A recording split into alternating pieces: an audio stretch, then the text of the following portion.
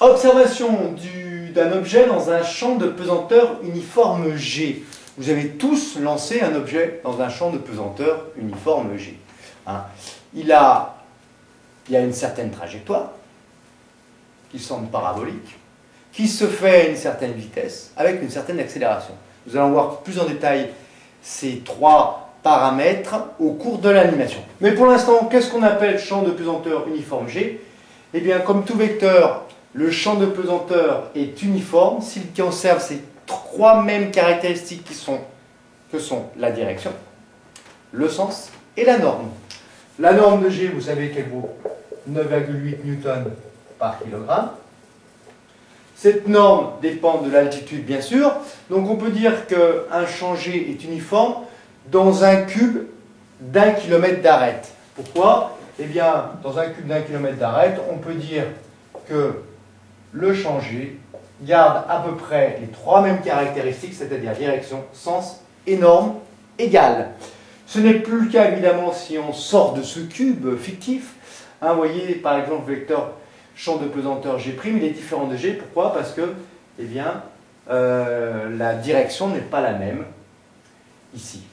Si on se met très très loin, eh bien G seconde sera encore différent de G' et de G. Pourquoi? Parce que sa norme sera plus petite, sa direction sera différente. Cliquez sur l'animation trajectoire parabolique de M. Walter Fendt.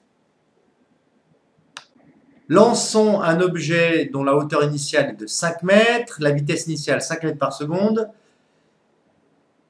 On néglige les frottements et nous observons avec un mouvement ralenti que l'objet décrit une trajectoire parabolique.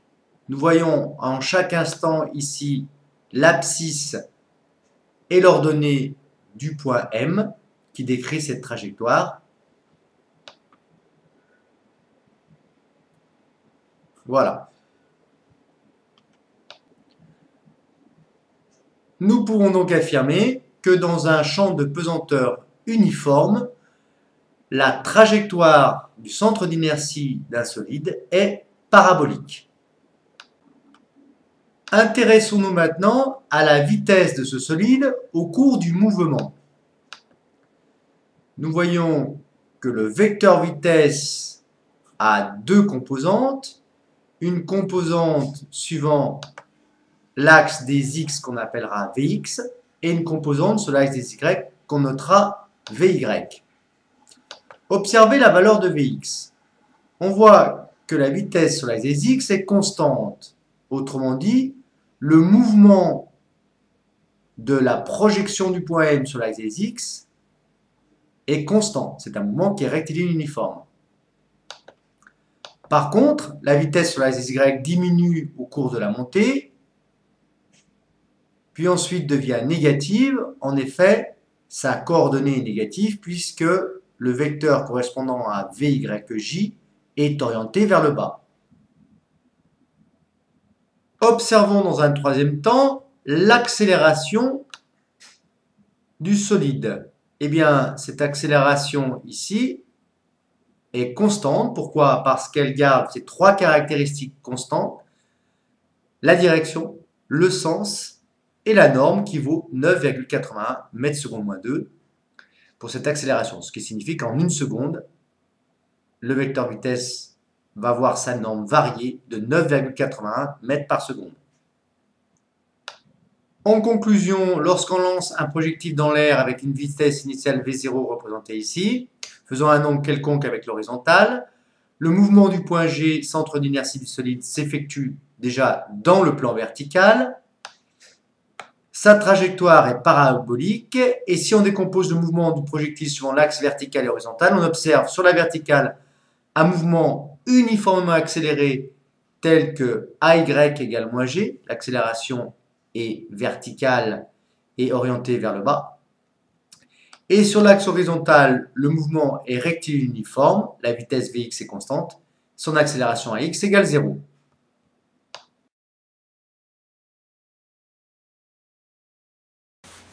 Nous venons voir que le mouvement d'un projectile dans un champ de pesanteur G constant était uniformément accéléré, c'est-à-dire que le vecteur accélération était constant au cours du temps. Vous avez 5 minutes pour démontrer avec la seconde loi de Newton que ce vecteur accélération est constant. Pourquoi ce mystère? Eh bien, on va faire une petite étude mécanique. Et comme toute étude mécanique, on commence par, premièrement, le système, qui est l'objet de masse m. En deux, référentiel, c'est la Terre supposée galiléen. Je me pose sur la Terre et je regarde le mouvement du centre d'inertie de ce solide. En 3, j'écris la somme des forces extérieures. Que valent-elles? Eh bien, il y a le poids P, plus les forces de frottement, plus la poussée d'Archimède due à l'air. On va négliger, dans le cadre de cette étude, les forces de frottement et la poussée d'Archimède. Donc, que valent la somme des forces extérieures? Le poids P, c'est-à-dire le produit de la masse, fois le vecteur champ de pesanteur, qui lui est uniforme. En 4, la seconde loi de Newton. Qu'est-ce que nous dit cette seconde loi de Newton? Eh bien, que la somme des forces extérieures agissant sur un solide est égale à la dérivée de sa quantité de mouvement par rapport au temps, qui vaut donc le poids P, c'est-à-dire m fois g. La quantité de mouvement, petit p, à ne pas confondre avec grand P, le poids P, que vaut-elle? Eh bien, c'est le produit de la masse fois le vecteur vitesse du solide, qui est égal à m fois g. Quand vous avez une fonction y égale 4x carré, si vous la dérivez, vous appelez ça y', qui est la dérivée de y par rapport à x, eh bien, qu'est-ce que vous faites? Vous faites la dérivée de 4x carré par rapport à x, vous sortez le 4, et ça vous donne quoi? Eh bien, y' égale 4 fois la dérivée de x carré par rapport à x, c'est-à-dire 4 fois 2x, 8x. Eh bien, ici, c'est pareil. La masse m, on la considère constante. Donc, on peut la sortir de la dérivée. Elle est constante par rapport au temps. Donc, cette seconde loi de Newton, que devient-elle? Eh bien, m fois la dérivée du vecteur vitesse par rapport au temps, c'est-à-dire le vecteur accélération, m fois le vecteur accélération, est égal à quoi? Eh bien, égal somme des forces extérieures, c'est-à-dire m fois g. M fois g. On voit, après simplification par m, que le vecteur accélération est égal au vecteur g. Ces deux vecteurs sont égaux. Le vecteur accélération est donc constant. Pourquoi? Parce que g, il est constant. Que vaut la norme de l'accélération? Elle vaut la norme de g, c'est-à-dire 9,8 mètres seconde moins 2, car vous savez qu'une accélération, son unité, est le mètre seconde moins 2. Voilà pourquoi le mouvement d'un projectile dans un champ de pesanteur G uniforme possède un vecteur accélération constant.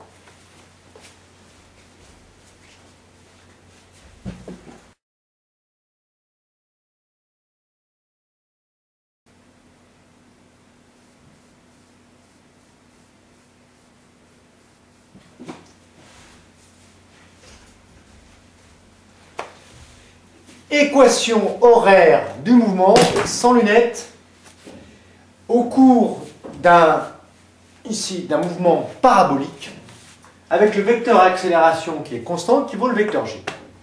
On a un repère OIJ cartésien avec les axes OX, OY.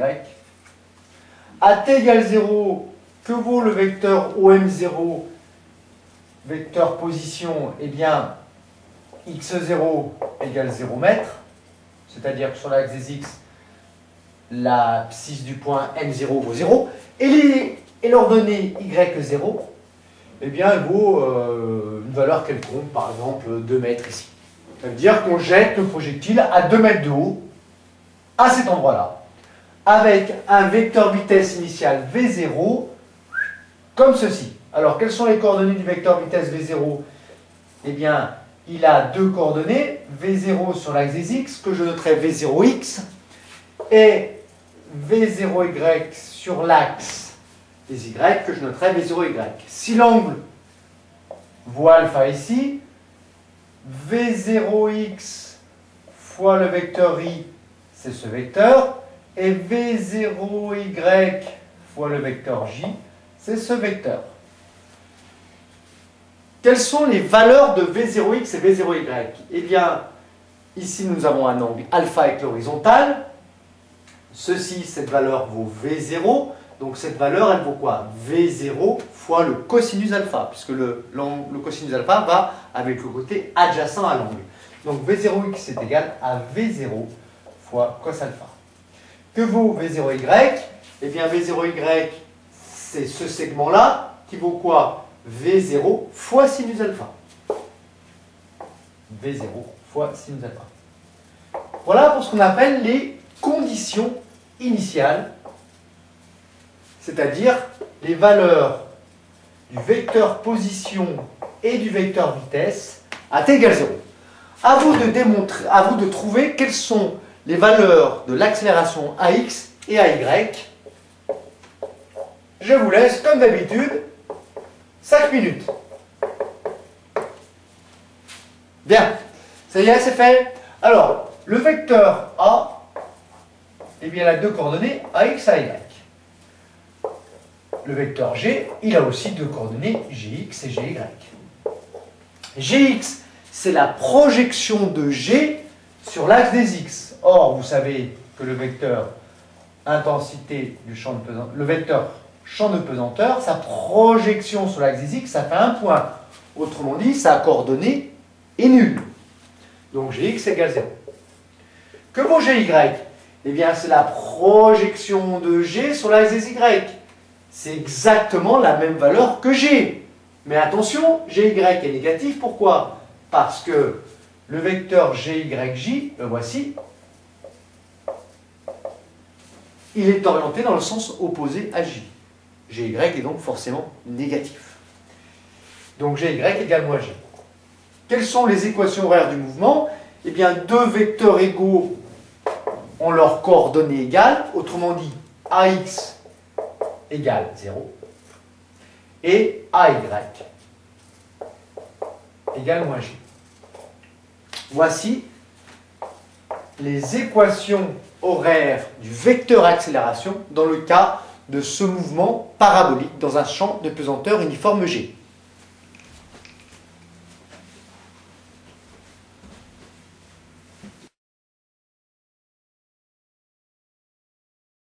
Équation horaire du mouvement dans le cas d'un mouvement parabolique avec un vecteur vitesse V0 initial qui fait un angle alpha avec l'horizontale.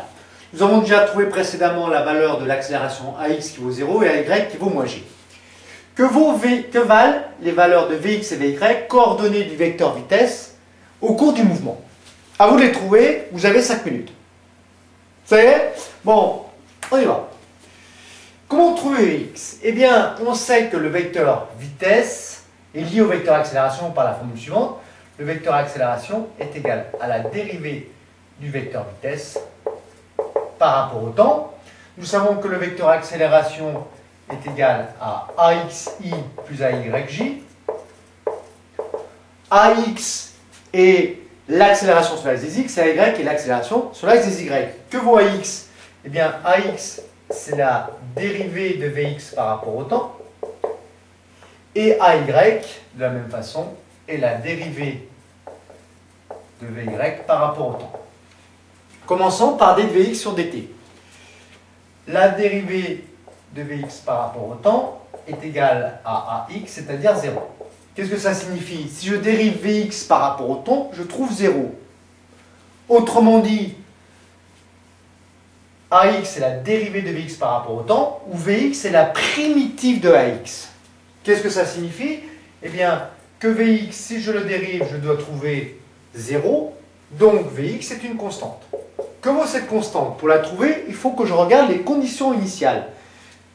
Que vaut Vx à t égale 0? Eh bien, elle vaut V0x, c'est-à-dire V0 cos alpha. Donc, cette constante vaut directement V0 cos alpha. Ce qui signifie que la vitesse sur l'axe des X est constante. L'ombre qui correspondrait à un point qui se déplace ici aurait une vitesse Vx constante. Que vaut Vy maintenant? Eh bien, Vy est la primitive de AY. Et la dérivée de Vy par rapport au temps vaut AY, c'est-à-dire moins G. Moins 9,8 mètres secondes moins 2. Si je dérive Vy par rapport au temps, je trouve une constante. Qu'est-ce que ça signifie? Eh bien, ça signifie que Vy égale moins g fois t. Si je redérive ça par rapport au temps, je retrouve moins g, plus une constante que je vais noter K'. Que vaut cette constante K'? Je peux la retrouver grâce aux conditions initiales. AT égale 0, Vy de 0, vaut quoi? Eh bien, V0y, c'est-à-dire V0 sinus alpha. V0 sinus alpha. Il ne me reste plus qu'à remplacer t par 0, donc Vy0 égale V0 sinus alpha égale moins g fois 0 plus K'. Que vaut K'? Bah V0 sinus alpha. Que vaut Vy? Vy égale moins g fois t plus V0 sinus alpha.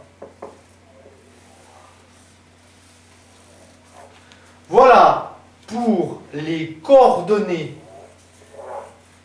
Vx au cours du temps et Vy au cours du temps que vous deviez trouver. Je vais les remplacer là, car il y a un petit bout de place là. Donc le Vx il vaut V0 cos alpha et le Vy vaut moins gt plus V0 sinus alpha.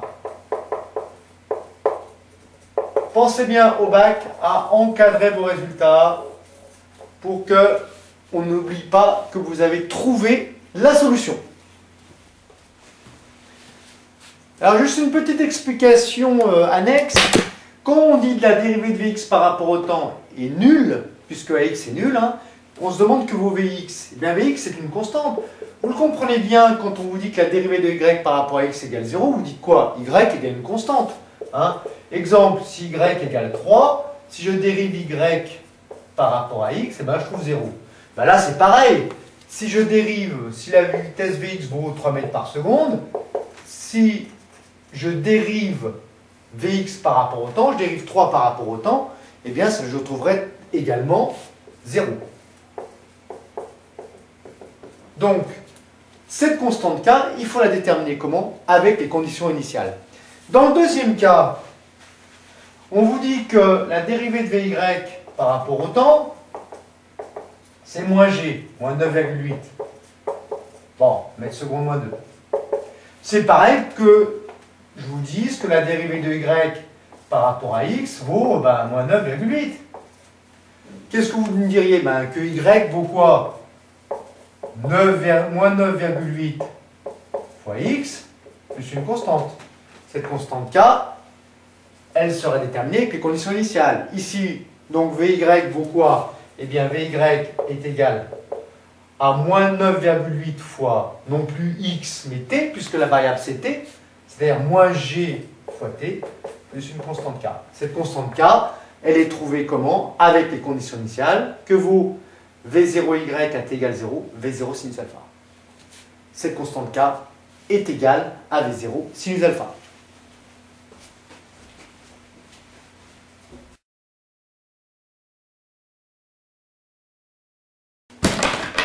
Équation horaire du mouvement dans le cas d'une trajectoire dite parabolique. Allez, on se fait de la place. Bien, on veut déterminer ici la valeur de x et de y, coordonnées du point M, au cours de cette trajectoire parabolique. Nous avons déjà l'accélération et la vitesse. Le vecteur OM, il est lié au vecteur vitesse par la relation suivante. Le vecteur vitesse, c'est la dérivée du vecteur OM par rapport au temps. C'est égal à dx sur dt, dérivée de x par rapport au temps fois le vecteur i, plus dérivée de y par rapport au temps fois le vecteur j. Commençons par la valeur de x au cours du temps. Eh bien, nous savons que la dérivée de x par rapport au temps est égale à Vx, c'est-à-dire V0 cos alpha, qui est une constante. D'accord? Donc, x est la primitive de Vx. C'est la fonction qui, dérivée, va nous redonner Vx. D'après l'expression de Vx, nous pouvons dire que x de t égale quoi? Eh bien, V0 cos alpha fois t, plus une constante k. En effet, si nous dérivons x par rapport au temps, nous allons retrouver la dérivée de V0 cos alpha t par rapport au temps, ça fait V0 cos alpha t. V0 cos alpha, pardon. et la dérivée d'une constante, ça fait 0. On retrouvera donc bien Vx si nous dérivons x par rapport au temps. Comment trouvons-nous la constante k? Avec les conditions initiales. At égale 0, x0 égale x0, c'est-à-dire 0 mètres, égale v0 cos alpha fois 0 plus k. Autrement dit, que vaut k? 0. Que vaut x de t? Eh bien, v0 cos alpha fois petit t. Voilà la première équation inégale horaire avec le temps de la coordonnée du vecteur position sur l'axe des x. Deuxième coordonnée, y de t. Bon. Nous savons que la dérivée de y par rapport au temps est égale à vy égale moins g fois t plus v0 sinus alpha. La primitive de moins g fois t, moins 10 fois t, c'est quoi? C'est y. Y égale donc moins g t carré et moins 1 demi de gt carré. Pourquoi? Si nous redérivons moins 1 demi de gt carré, nous allons trouver moins 1 demi de g fois la dérivée de t au carré, ça fait 2t. Donc on retrouvera bien moins gt. Plus quoi? v0 sinus alpha fois t. Si nous redérivons ça par rapport au temps, nous retrouvons v0 sinus alpha. Plus une constante. Comment déterminer la constante? Avec les conditions initiales ici. At égale 0, que vaut y0? Eh bien, une valeur, c'est la position du point M à t égale 0 en hauteur, par exemple 3 mètres, 4 mètres, 5 mètres, 6 mètres, ce que vous voulez, égale moins 1 demi de g fois 0 au carré, ça simplifie, plus v0 sinus alpha fois 0, ça simplifie, plus k. Donc que vaut cette constante k, qu'on aura pu appeler k' pour différencier avec la constante k précédente? Et bon, k' vaut y0. Conclusion, que vaut y de t? Et ben on le retrouve ici, moins 1 demi de gt carré plus v0 sinus alpha t plus k'. K', on vient de le trouver, il vaut y0. Donc on peut remplacer k' par y0. Et voilà la deuxième équation horaire. Je peux mettre y de t, évidemment, puisque y dépend de t. Deuxième équation horaire correspondant au vecteur position du centre d'inertie du solide en mouvement parabolique.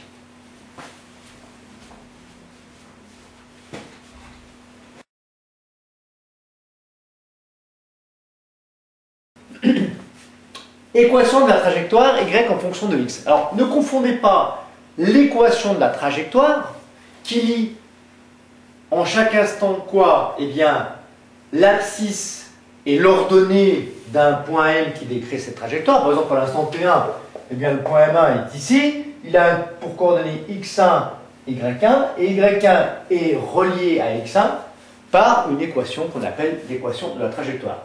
Alors, x de t, y de t, c'est quoi? C'est la valeur de x au cours du temps qui varie suivant cette expression. Et ceci, c'est une équation horaire. Le temps intervient. Alors, évidemment, qu'est-ce qu'il faut faire pour trouver y en fonction de x? Il faut éliminer la valeur de t. On commence à exprimer cette valeur de t à partir de la première équation. Donc, qu'est-ce qu'on a? Eh bien, x de t, on fait passer x0 de l'autre côté, ça fait moins x0, égale v0 cos alpha fois t. On fait passer v0 cos alpha de l'autre côté, ce qui nous donne donc par conséquent t égale x de t moins x0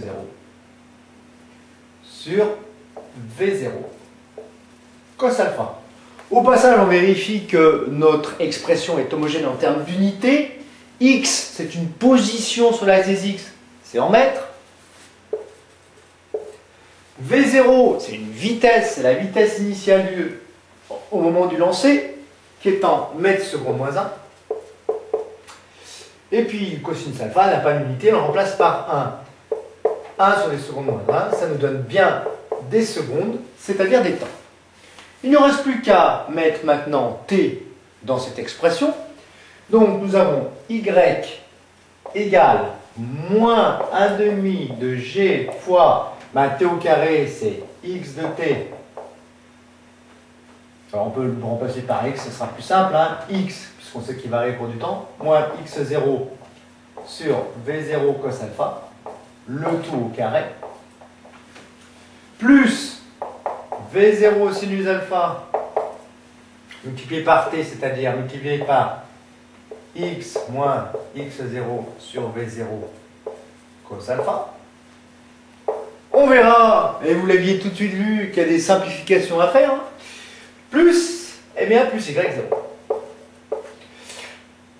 V0 se simplifie ici. Sinus alpha sur cosinus alpha, on sait que ça fait tangente alpha. Donc, que vaut y?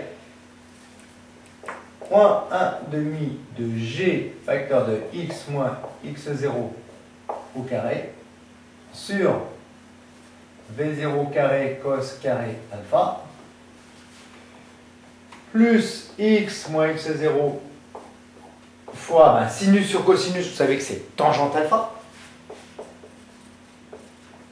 plus y0.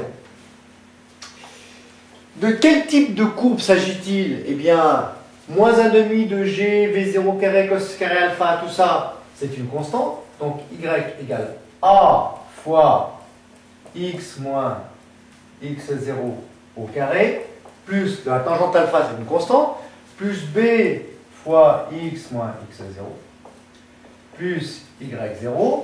Et si on prend la valeur grand X qui est égale à x moins x0, ça nous donne une équation de type y égale a fois grand X au carré plus b grand X plus y0 qui est une constante. Autrement dit, eh bien, l'équation de cette trajectoire est bien une parabole. Si on représente y en fonction de grand X, eh bien, pour la valeur grand X égale 0, eh bien, on a quoi donc? Y égale y0.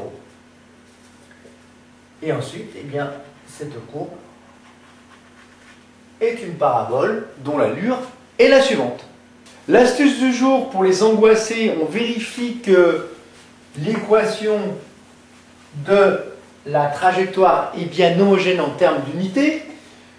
G, vous savez que c'est l'accélération dans le cas d'une chute libre, donc il s'agit, pour Y des mètres, pour G, eh bien, des mètres seconde moins 2, l'accélération est homogène des mètres seconde moins 2, X moins X0 c'est des mètres, mètres au carré, V0 c'est une vitesse, mètre seconde moins 1 au carré, ça nous donne quoi? Mètre carré, et seconde moins 1 au carré, ça fait seconde moins 2. Ici, qu'est-ce qu'on a? Eh bien, x moins x0, c'est des mètres, fois tangente alpha sans unité, et ici des mètres. Donc, vérifions que cette expression est bien en mètres. Mètre carré, ça simplifie. Seconde moins 2, ça simplifie. On trouve bien les mètres. Donc, ce terme-là est en mètres, ce terme-là est en mètres, ce terme-là est en mètres, et celui-ci ici. Donc, vous avez gagné. Vous avez une équation qui est bien homogène en termes d'unité. Elle est sans doute juste, et oui, effectivement, elle est juste.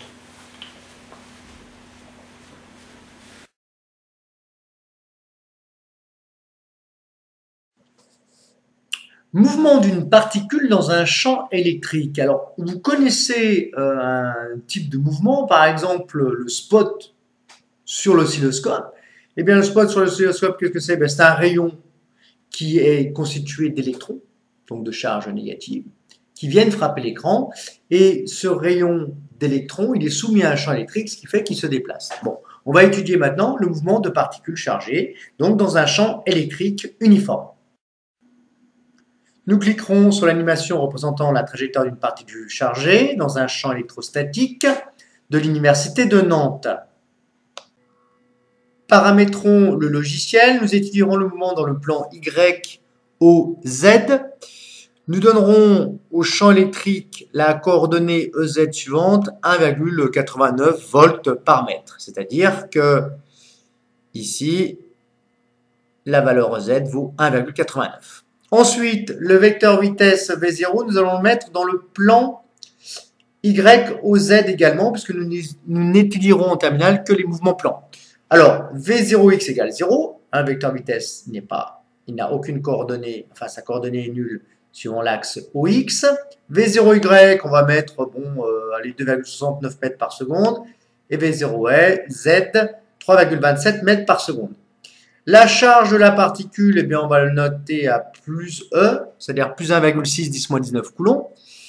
Et puis, nous allons lancer le mouvement, et nous voyons que le mouvement est parabolique et se trouve dans le plan YOZ. De quoi dépend la trajectoire? Eh bien, changeons par exemple la valeur de Q, donnons-lui une valeur négative, moins 4 fois 1,6 10-19 coulombs.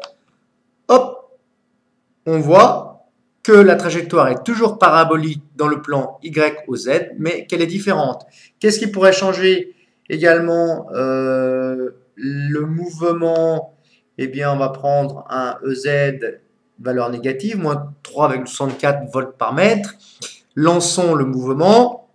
Hop, nous voyons que la trajectoire est différente. Qu'est-ce qui peut également changer? Eh bien, on peut changer par exemple le vecteur vitesse initiale, V0. Et nous voyons que la trajectoire est toujours parabolique, mais qu'elle est différente de celle précédente. Donc cette trajectoire dépend de la vitesse V0, du champ E et de la charge Q de la particule. Conclusion, lorsque le champ électrique est dans le même plan P que le vecteur vitesse initiale, la trajectoire de la particule chargée est parabolique. Elle se situe dans le plan P, comme nous pouvons le voir sur cette image.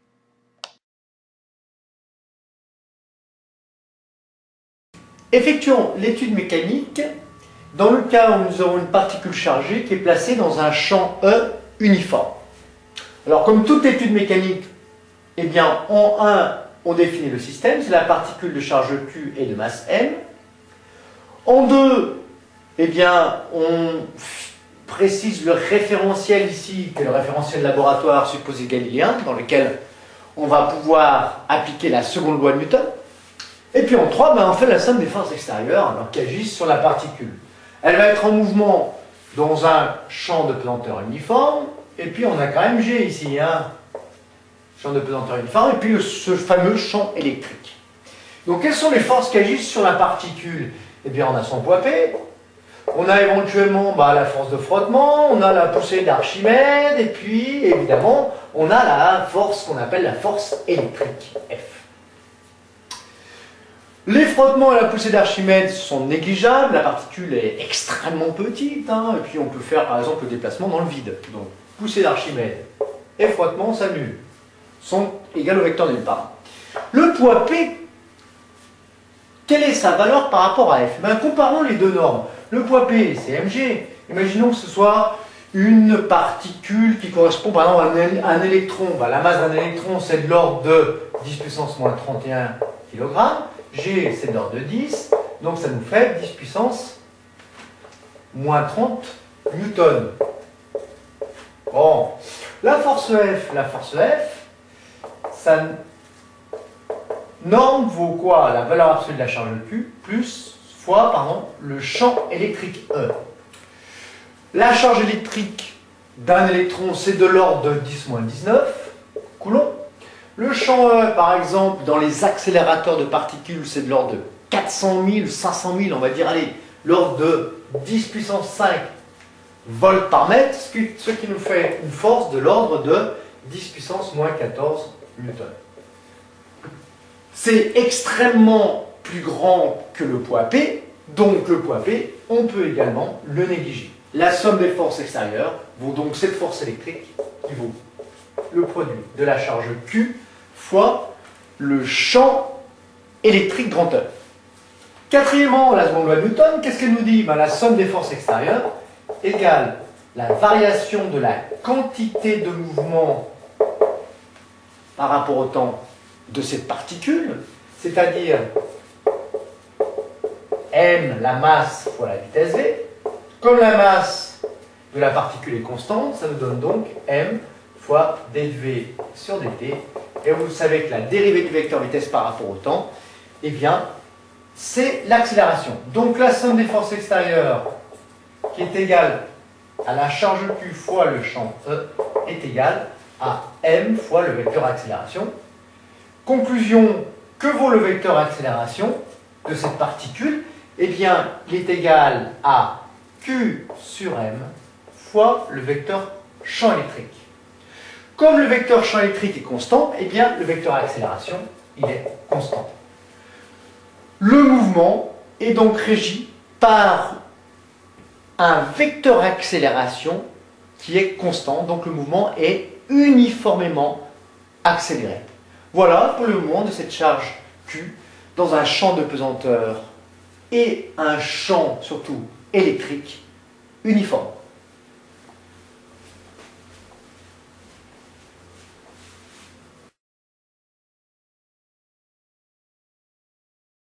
Moment d'une particule chargée dans un champ électrique constant, on vous demande quelles sont les coordonnées du vecteur accélération de cette particule. Bien, on sait que la somme des forces extérieures est égale à Q fois E, charge fois le champ électrique, égale ma, seconde loi de Newton, A égale Q E sur M. Voilà, on en est là. Bon, alors c'est pas très compliqué. Pourquoi? Parce que le vecteur accélération, ces deux coordonnées, c'est AX et AY. Il est égal à Q sur M fois le vecteur E.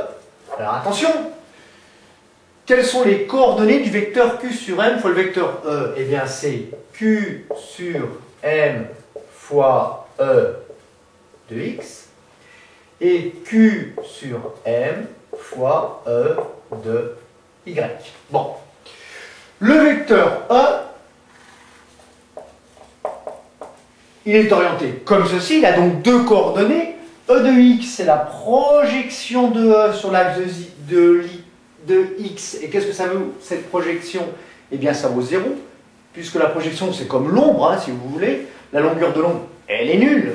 Donc, nous avons E de x qui vaut 0, ce qui nous fait Q sur M fois 0, c'est-à-dire 0. Q sur M fois 0 égale 0. Q sur M fois 2y. E de y, c'est la projection de E sur l'axe des y. Eh bien, c'est la longueur elle-même de E. Autrement dit, que vaut E de y? Eh bien, c'est la norme de E. Ce qui nous fait Q sur M fois norme de E. Bien. Autrement dit, le vecteur accélération, il a deux coordonnées. AX qui est égal à Q sur M fois E de x, c'est-à-dire 0. Et A de y qui vaut, eh bien, Q sur M fois E de y, c'est-à-dire Q sur M fois E. Voilà l'expression des deux coordonnées du vecteur accélération de cette particule de charge Q.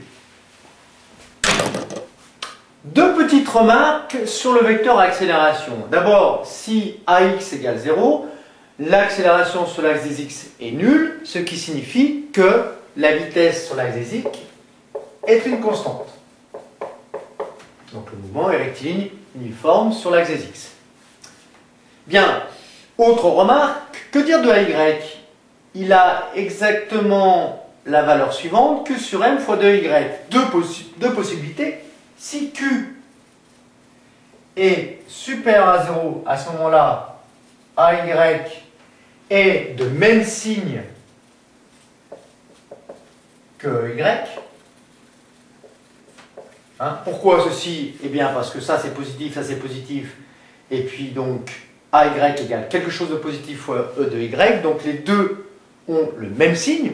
Si E de Y est positif, c'est le cas ici, eh bien le vecteur A sera également dans ce sens-là. Par contre, si E de Y est négatif, c'est-à-dire si le vecteur champ E est dans l'autre sens, eh bien le vecteur accélération aussi sera dans ce sens.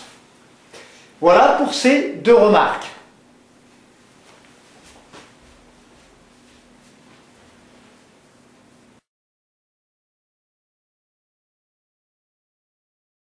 Allez, pour un petit travail, on a le mouvement d'une particule dans un champ électrique E uniforme, ici. Nous avons les conditions initiales pour cette particule de charge Q et de masse M. Elle a un vecteur vitesse initial V0 qui vaut V0x, V0 cos alpha. Voilà pour sa coordonnée de la vitesse sur l'axe des X à t égale 0. Et ceci, V0 sinus alpha, c'est la coordonnée de la vitesse à l'instant t égale 0 sur l'axe des Y. À vous de trouver l'expression de Vx au cours du temps et de Vy au cours du temps. On a vu que la particule a une trajectoire parabolique. À vous de trouver les coordonnées du vecteur vitesse. Vous voyez? Alors, on attaque. On a vu précédemment que AX égale 0 et AY égale Q sur M fois E de Y. Que vaut Vx, que vaut Vy? Eh bien, on sait que AX, c'est la dérivée de Vx par rapport au temps. Donc, si je dérive Vx par rapport au temps, je retrouve AX qui vaut 0. Ça implique forcément que Vx est égal à une constante. Si je redérive une constante par rapport au temps, je retrouve 0. Imaginons que je redérive, je ne sais pas moi, la vitesse Vx elle vaut 3 mètres par seconde. Qu'est-ce que c'est que la dérivée de Vx par rapport au temps? Eh bien, c'est Vx à l'instant 2 moins Vx à l'instant 1 sur T2 moins T1.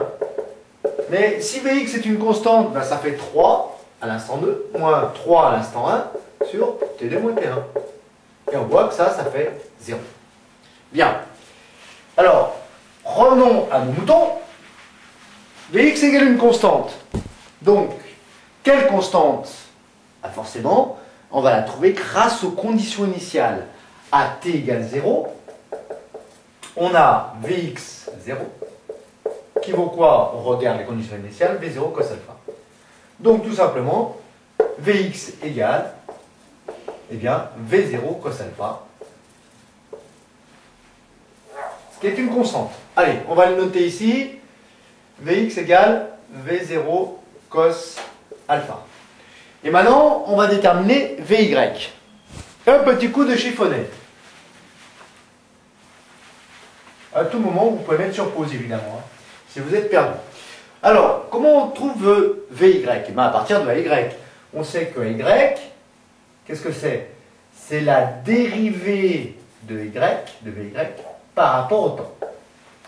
Et cette dérivée, elle est égale à quoi?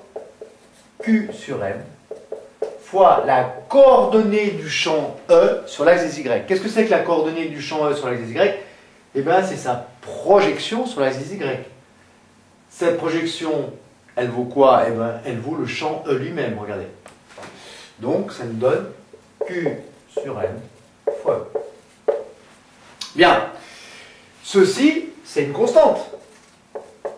Pourquoi? Parce que la charge Q, elle est constante, le champ E, il est constant, et la masse M de la particule, elle est constante. Autrement dit, quand vous avez une constante, dérivée de Vy, je sais pas, par rapport au temps égale, par exemple, 3 mètres sur moins 2, ça veut dire que Vy égale quoi? Eh bien, 3 fois T plus une constante. Il va falloir déterminer avec les conditions initiales. Pourquoi 3 fois T plus une constante? Si je dérive Vy par rapport au temps, on retrouve quoi? Ben, je dérive 3t par rapport au temps, ça me redonne 3, et je dérive une constante par rapport au temps, elle est nulle. Donc on retrouve ceci. Bien, donc, la dérivée de Vy par rapport au temps est une constante K. Que vaut-elle? Donc cette constante K, c'est QE sur M.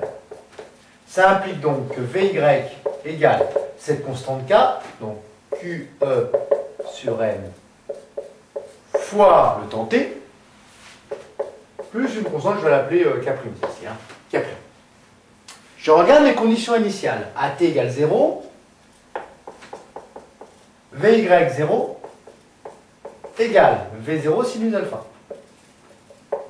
On le remplace dans l'expression ici, égale Q sur Q fois E sur M fois 0, puisqu'on est à T égale 0, plus la constante K'. Que vaut la constante K'? Eh bien, V0 sinus alpha. Conclusion, que vaut Vy, quel que soit T? Eh bien, QE sur M fois T, plus la constante K' qu'on vient de déterminer, V0 sinus alpha. Voilà. On la rapporte dans l'expression de la vitesse. Donc, QE sur M fois le temps T, plus V0 sinus alpha. Voilà. Voilà pour les deux coordonnées du vecteur vitesse. On remarque que la vitesse sur l'axe des x est constante. Par contre, la vitesse sur l'axe des y, elle varie au cours du temps. C'est une fonction affine du temps.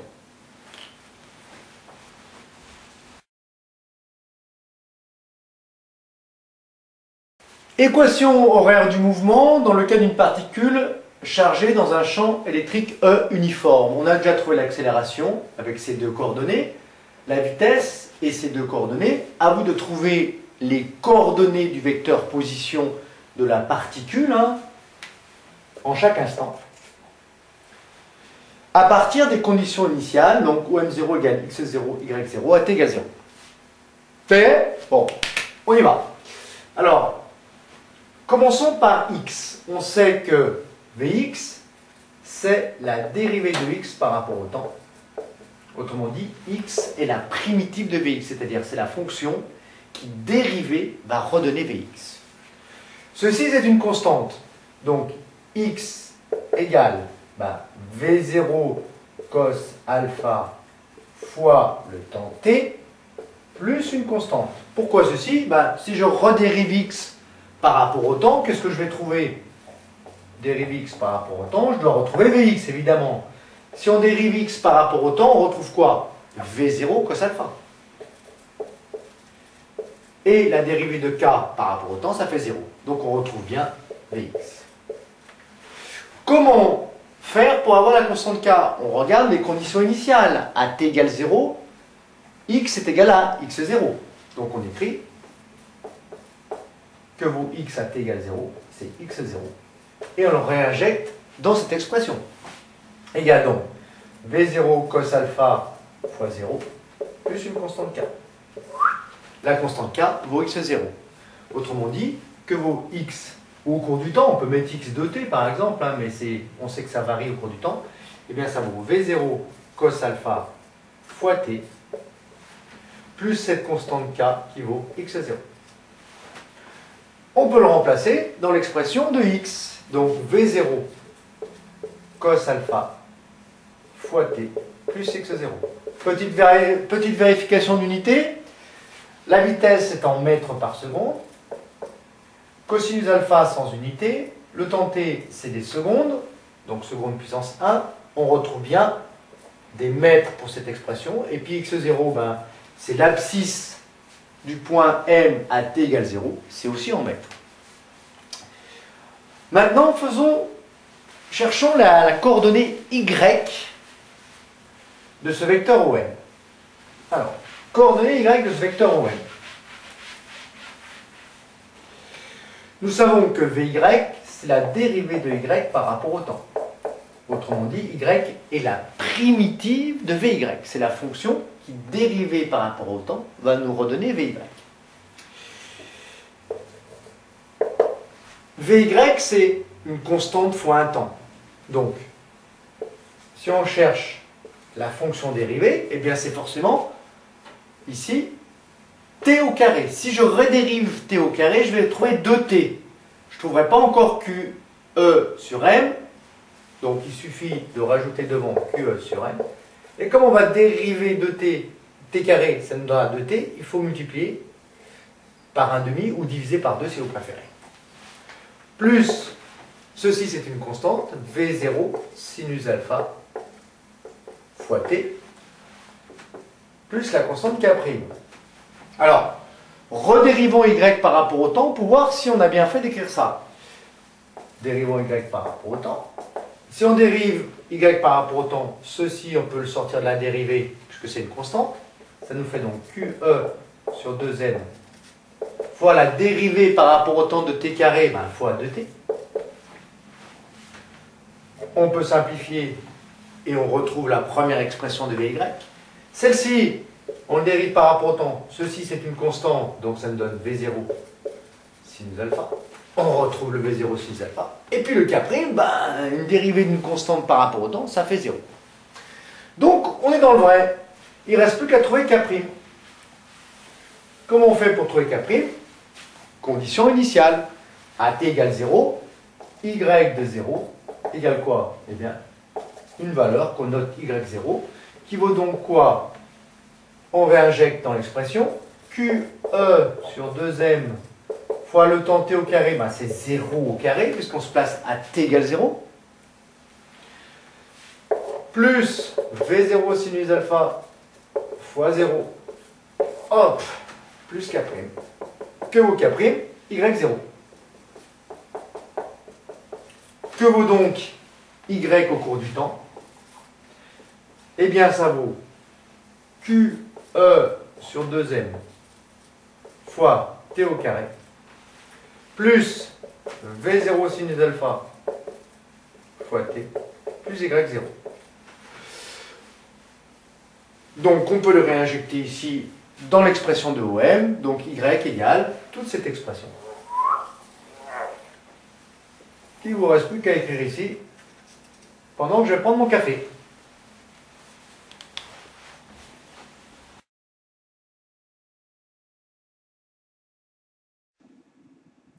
Dans la troisième partie de ce cours, nous allons étudier le mouvement des satellites autour de la Terre. Voici la Terre. Et voici le satellite qui tourne autour de la Terre. Et nous allons également étudier le mouvement des planètes autour du Soleil.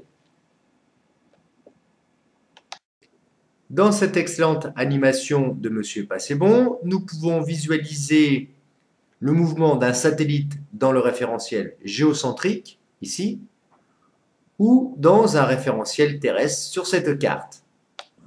Vous pouvez régler sur cette animation l'inclinaison de l'orbite par rapport au plan de l'équateur, mais également l'altitude à laquelle se trouve le satellite, ainsi que la vitesse de l'animation. Première observation, l'altitude du satellite restant constante, sa trajectoire dans le référentiel géocentrique ici est circulaire. Sur cette animation de M. Gastebois, nous pouvons observer le mouvement circulaire uniforme du satellite dans le référentiel géocentrique. Dans l'approximation du programme de Terminal Est, nous admettrons que le mouvement est bien circulaire et uniforme.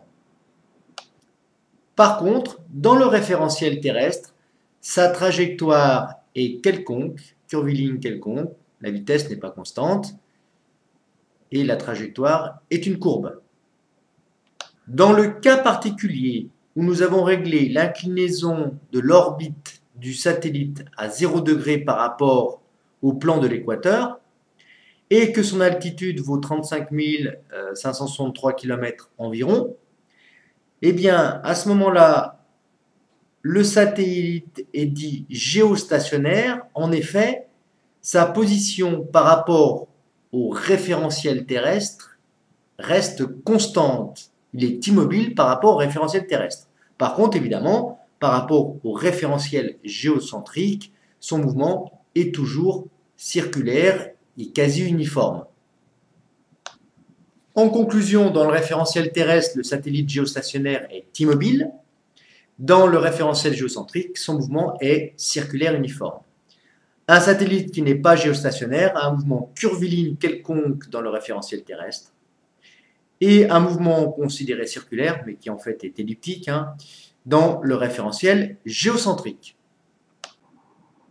Observons maintenant le mouvement des planètes autour du Soleil. Nous étudierons ce mouvement avec le logiciel de M. Gastebois et nous étudierons le mouvement des planètes telluriques, c'est-à-dire qui ont une surface solide. Nous voyons que le mouvement de ces planètes autour du Soleil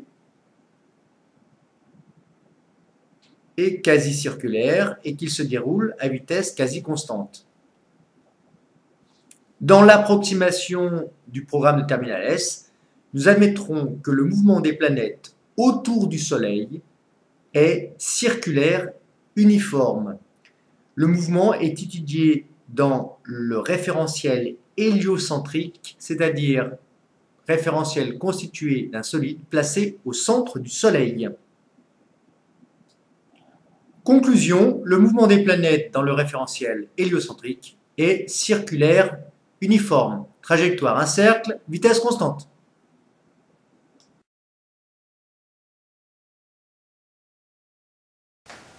Démonstration du jour. Eh bien, nous allons faire l'étude mécanique du mouvement d'un satellite S autour de la Terre. Nous avons vu précédemment que ce mouvement est circulaire uniforme.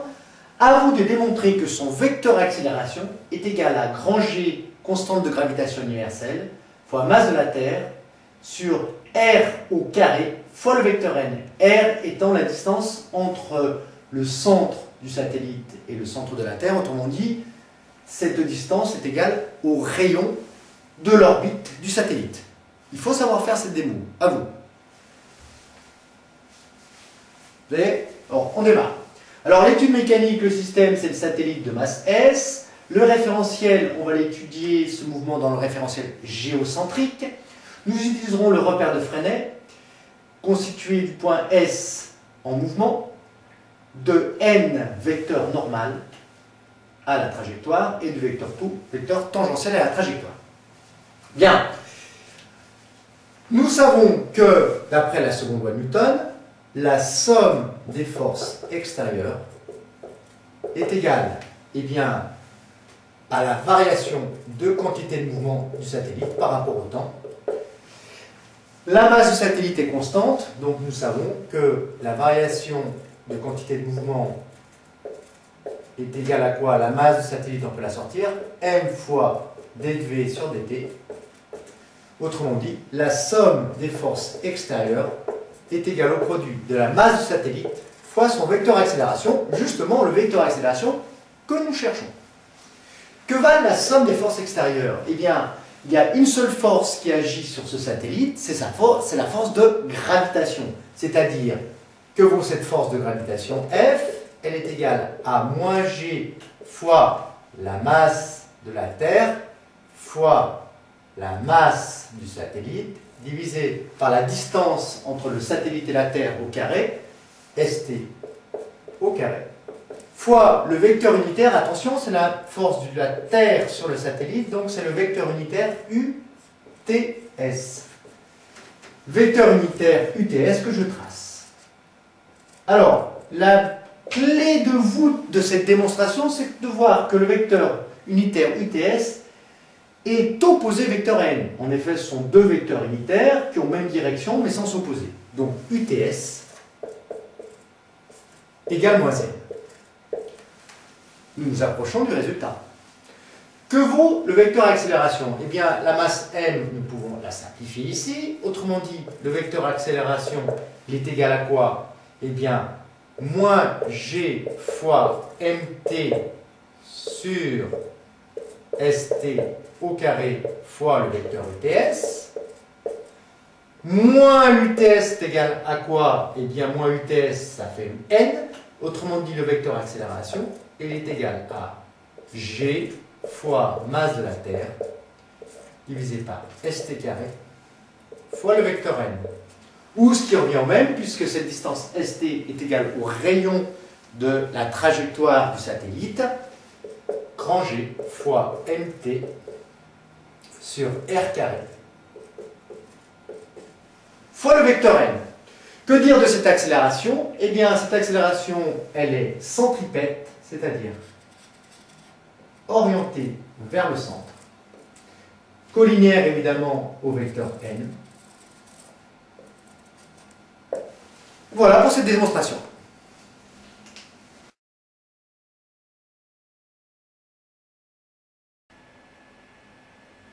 Une démonstration à également connaître en terminal S.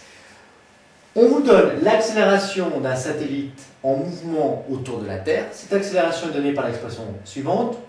G fois mt sur r carré fois n, G constante de gravitation universelle, masse de la Terre, et rayon de la trajectoire au carré.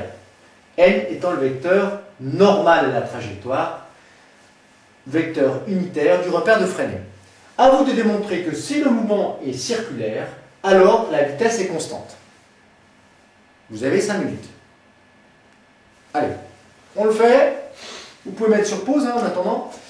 Vous savez que dans le cas d'un mouvement circulaire, l'expression du vecteur accélération est égale à v au carré, vitesse, divisé par r, fois le vecteur n, r étant le rayon de la trajectoire, plus la dérivée de la vitesse par rapport au temps, fois le vecteur taux.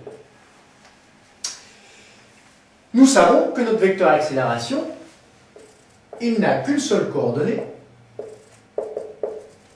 eh bien, c'est celle par rapport au vecteur n.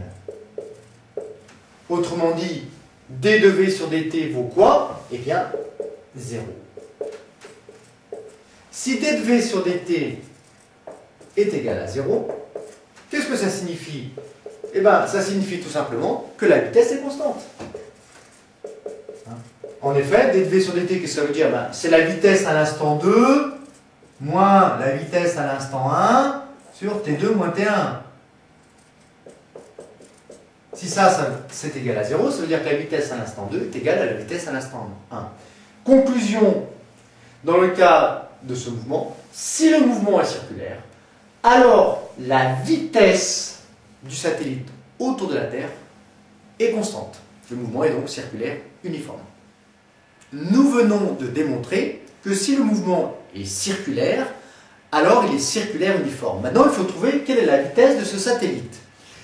Eh bien, pour trouver la vitesse du satellite, il faut réécrire l'expression du vecteur accélération. Le vecteur accélération, il est égal à g, constante de gravitation universelle, fois masse de la Terre, divisé par rayon de la trajectoire au carré, fois le vecteur n, et il est égal à v carré sur r fois le vecteur n, puisque le mouvement est circulaire uniforme.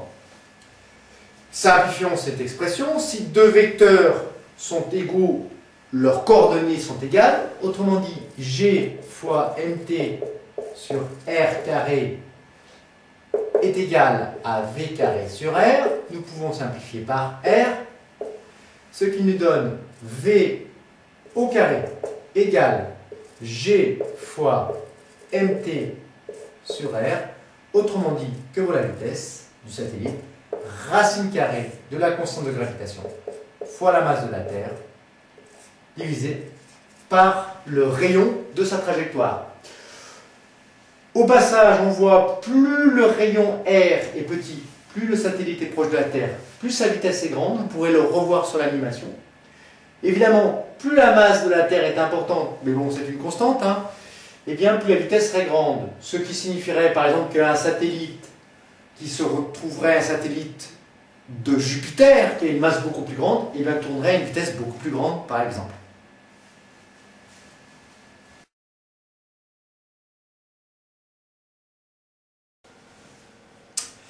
Cas d'un satellite en mouvement autour de la Terre. On vient de trouver que la vitesse précédemment de ce satellite, vitesse constante, est égale à grand G fois mt sur r, grand G constante de gravitation universelle, mt masse de la Terre, et r rayon de la trajectoire. On vous demande maintenant, si le mouvement est circulaire, que vaut sa période de rotation autour du point T. Vous avez 2 minutes. Allez, on y va. La vitesse v, que vaut-elle? Si le mouvement est circulaire, à ce moment-là, le rayon ici de la trajectoire vaut r. Que vaut le périmètre, c'est-à-dire la distance parcourue par le satellite en une période t? Eh bien, cette distance est égale à 2π fois r. Cette distance, elle est parcourue en quelle durée? Eh bien, en une période t. Donc, nous retrouvons l'expression de la vitesse qui est égale à la distance parcourue, c'est-à-dire 2πr, sur la durée du parcours, c'est-à-dire grand T. Autrement dit, T égale 2πr divisé par V. V, nous venons de le trouver, c'est racine carrée de GMT sur R. Donc ça nous fait 2 pi R divisé par racine carrée de GMT sur R. Quand on divise par une fraction, c'est comme si on multipliait par l'inverse de cette fraction, ce qui nous fait 2 pi R fois racine carrée de R sur G fois MT, masse de la Terre. Le R, nous allons faire rentrer dans la racine carrée, donc il faut que je multiplie ce R par R au carré, puisque nous faisons rentrer le R dans la racine carrée. Donc ça nous fait 2pi fois racine carrée de R2 fois R sur GMT. Autrement dit, la dualité est égale à 2pi fois racine carrée de R au cube sur GMT. Au passage, nous voyons bien que plus le rayon de la trajectoire est grand, plus la période t est grande. Donc, notre expression littérale semble bien justifiée. On peut vous demander la chose suivante. Démontrer que cette expression est homogène en termes d'unité.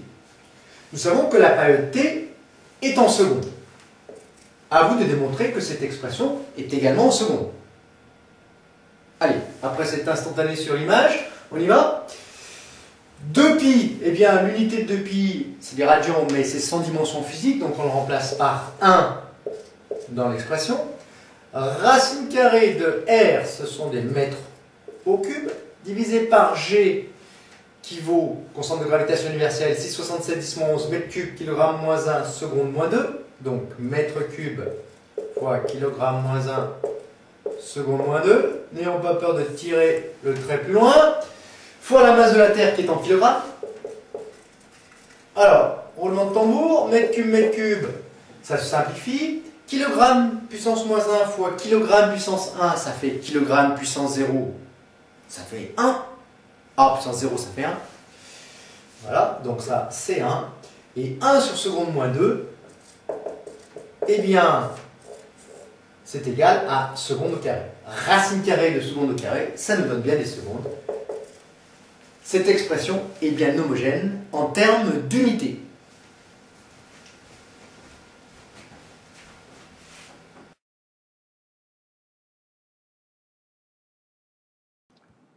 Les lois de Kepler. Kepler, 1571-1630, formule 3 lois qui décrivent le mouvement des planètes autour du Soleil. Quelques rappels. Une ellipse est une courbe caractérisée par des foyers F et F', symétriques l'un de l'autre par rapport au point O, centre de l'ellipse.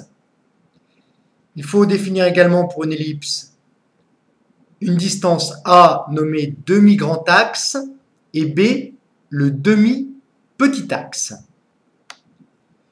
Sur cette ellipse, nous pouvons voir 2 fois petit a, 2 fois le demi-grand axe et 2 fois petit b, 2 fois le demi-petit axe.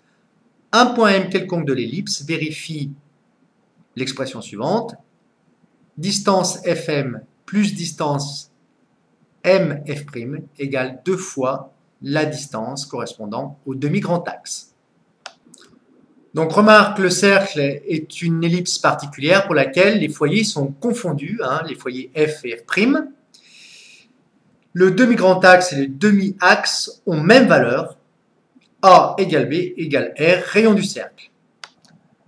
Première loi de Kepler, toutes les orbites des planètes sont des ellipses dont le Soleil occupe l'un des foyers, c'est-à-dire le Soleil se trouve ici ou ici, et le point M qui se déplace, eh bien, serait la planète. Pour découvrir la seconde loi de Kepler, cliquez sur l'animation loi des airs de l'Université de Nantes. Sur cette animation est représenté en F le Soleil, centre de l'ellipse, et au point M, eh bien, une des planètes qui est en mouvement autour du Soleil. L'aire défini en vert est délimité par le point F, centre du Soleil, le point M à l'instant T1, c'est-à-dire centre de la planète à l'instant T1, et le point M à l'instant T2, donc centre de la planète à l'instant T2. Cette aire est balayée au cours du mouvement de rotation autour du Soleil. L'instant T2-T1 est toujours le même. Qu'est-ce que vous remarquez pour la valeur de l'aire qui est coloriée?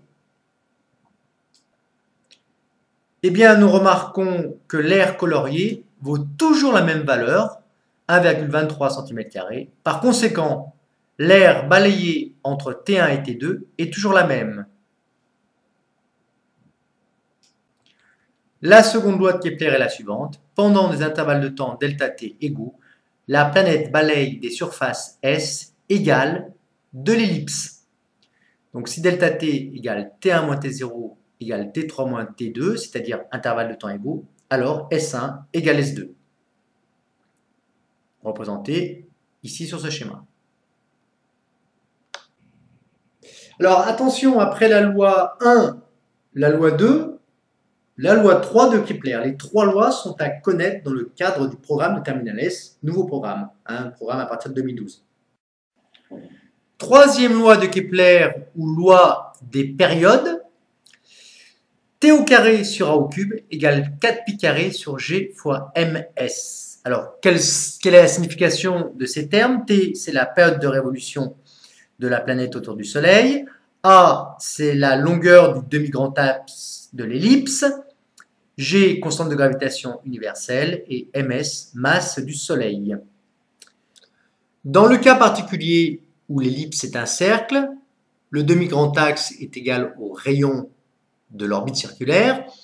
La période de révolution de la planète vaut t carré sur r au cube égale 4pi carré sur g fois ms, masse du Soleil, ce qui nous donne t égale 2pi fois racine carrée de r au cube sur gms. On retrouve l'expression de la période démontrée avec la seconde loi de Newton dans le cas des satellites de la Terre. ms est alors remplacé par mt.